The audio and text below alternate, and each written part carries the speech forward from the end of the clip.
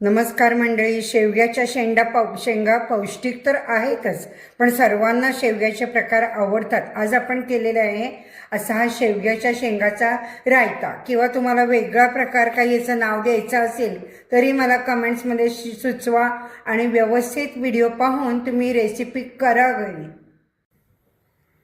आपण अशा हिरव्यागार 2 शेंगा घेतलेल्या आहेत. अशा आपण नेहमी चिरतो तशा शेंगांचे पण थोडेसे छोटे तुकडे करायचे, फार मोठे नको.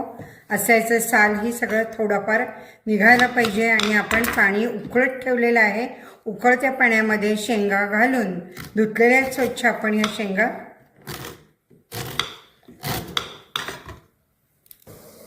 पाण्यामध्ये आपण चवीसाठी मीठ घातलेलं आहे आणि थोडीशी साखर घातलेली आहे आणि सगळ्या शेंगा घालायच्या आहेत. आपण शेंगा चांगल्या असाव्यात आणि झाकण ठेवून शिजवायच्या. शेंगा शिजलेल्या आहेत बघा, मऊ अशा छान शिजल्या आहेत. आणि आता ह्या गार करायच्या. ती दिसती आपल्याला ही शेंग मऊ झालेली आहे, त्या गार करायच्या आहेत. आता रायता म्हटलं की दही आलंच बघा. असं घट्ट दही आपण घेतलेलं आहे. साधारण 1 मोठी वाटी किंवा पाव लिटर दुधाचं हे ताजं आणि घट्ट दही आहे. दही मात्र छान पाहिजे.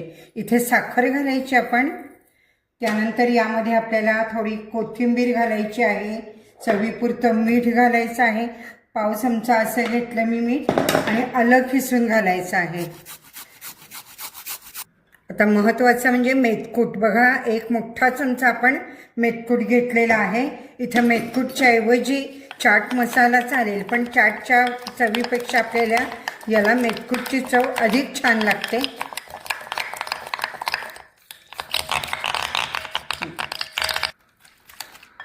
आता शेंगा ज्या आपण उकडलेल्या आहेत, ह्या शेंगा यामध्ये घालायच्या आहेत बघा. चव अतिशय छान येते. थोडं पाणीही घालायचं. ही रेसिपी कशी वाटते ते मला नक्की तुम्ही कमेंट्समध्ये सांगा. आणि अपर्णास किचनला कायम लाईकही करत राहा. हे पाणी जे उरलेलं आहे ते आपण आमटीसाठी वापरायचं आहे हां. घट्ट दही असलं की पाणी थोडंसं असेल तरी छान लागतं.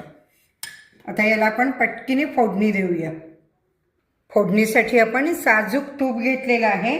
आपल्याला याला तुपाची फोडणी करायची आहे. तूप तापल्यावरती आपण इथं जिरे आणि मोहरी घातलेली आहे.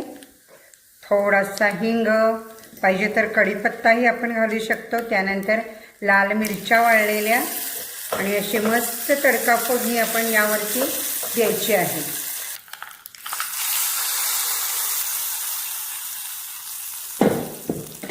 असा अप्रतिम पटकन होणारा हा आपल्याला रायता तयार झालेला आहे. आणि हे एक वेगळी डिश अशी तुम्ही करू शकता.